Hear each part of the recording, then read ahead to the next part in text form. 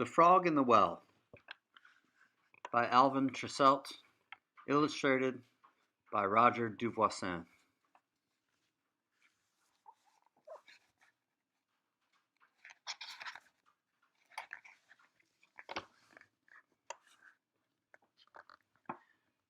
There was once a frog who lived in a well, and a fine well it was, too. It was cool and deep, with mossy rocks, just right for a cool green frog. The bottom was a pool of clear, cool water, just right for swimming and splashing, just right for telling this little frog what a handsome frog he was. The top of the well was a ceiling of blue sky with fluffy clouds passing.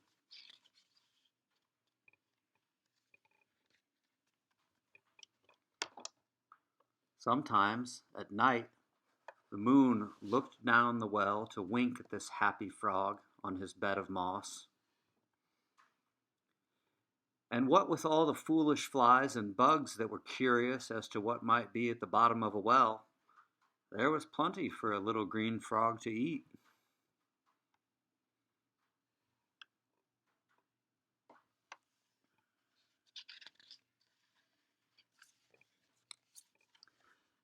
Now, since this frog had lived in his well for longer than he could remember, he had one very strange idea. He thought his well was the whole world. He didn't know what a daisy looked like, or what a spring day smelled like. He had never sat on a log and croaked all night. He had never sunned himself on a lily pad. He didn't even know another frog. The world is nothing but moss-covered rocks, he said, with a pool of water at the bottom. But then came a day when all the water disappeared from the well, and no more curious bugs came down to see what a well looked like.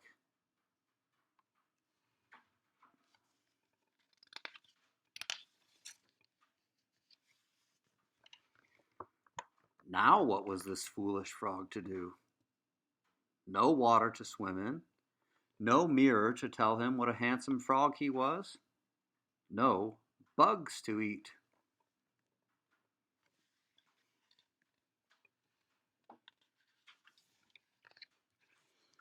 I had better see what is at the end of the world, grumbled the frog, while I still have the strength to hop. He flipped out his tongue to catch the first curious bug he'd seen in days, and then he started hopping up to the top of the well. Up, up, up, one rock at a time, and suddenly, with a plop, he found himself at the top.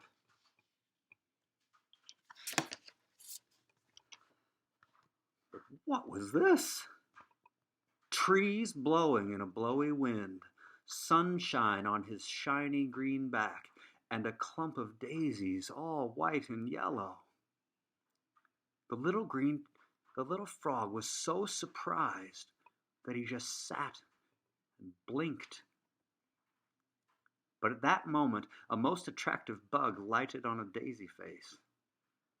That's better, he said as he finished off the bug. And now I know that I've come to the end of the world. I think I'll look around a bit.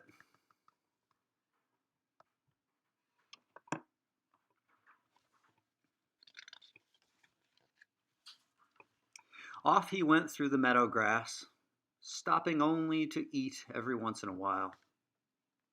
He presently arrived at the muddy bank of a stream, but he'd no sooner jumped in for a swim when he heard a low moo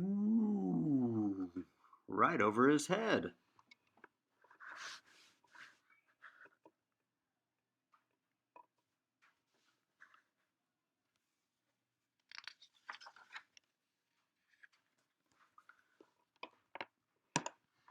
Are you an end-of-the-world creature? Asked the frog, sounding much braver than he felt.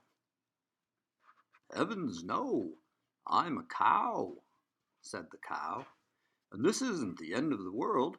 It is the world. It's my pasture. The world ends over there, on the other side of the barn." And with that she busied herself with a long drink of water. Hopping nimbly out of the way, the little green frog decided to follow the stream through the grassy meadow and into a marsh.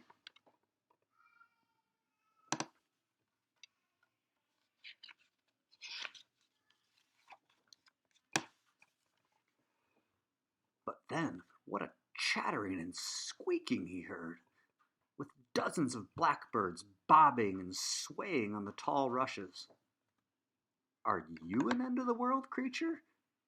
asked the frog as one of the birds rested for a minute nearby. "I'm a bird!" shrieked the bird, "and the world doesn't end until you reach the edge of the land. It's a long way away, though, because I have never reached it, so I don't worry about it. Besides," said the bird as he fluttered away, "this much of the world is quite big enough for me." The green frog was very puzzled by now. "There's more to the world than my well," said he, for he was now beginning to grow wise. "I will follow the brook and see what there is to see." Through the marsh and into the woods went the brook, and with a hop and a plop, through the marsh and into the woods went the frog.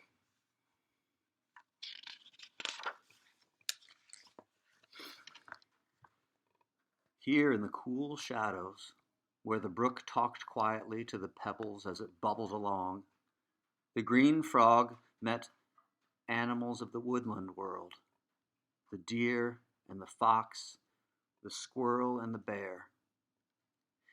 And they all told him that theirs was a very fine world here in the woods.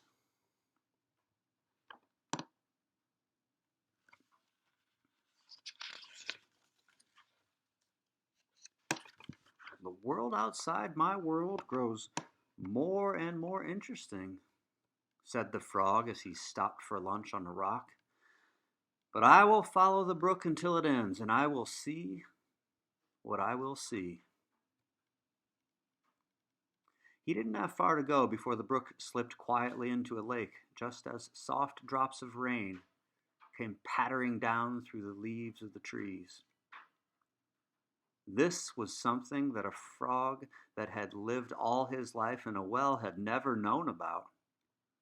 Splish splash, and the raindrops falling on his back felt so good that the little green frog just swelled up his throat and began to sing, "Chug-a-rum, chug-a-rum, chug-a-rum."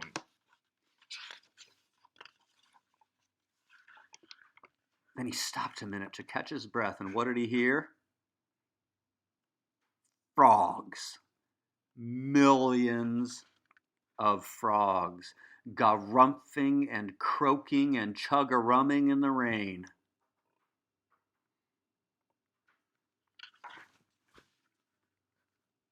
The little frog sat there a minute thinking. He thought of the cow and her world in the pasture. He thought of the bird and his world in the marsh. He thought of the forest animals in their woodland world. And he thought of his little green frog world in the well. Now that there's water falling out of the sky, he thought, the well may fill up again. Perhaps I had better go back to my little world of mossy rocks once more. But then he listened again to the beautiful music of a million frogs.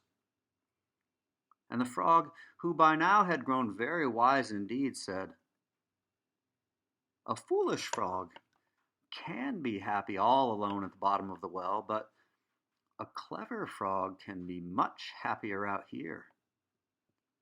And with that, he sprang up into the air with his long, strong legs.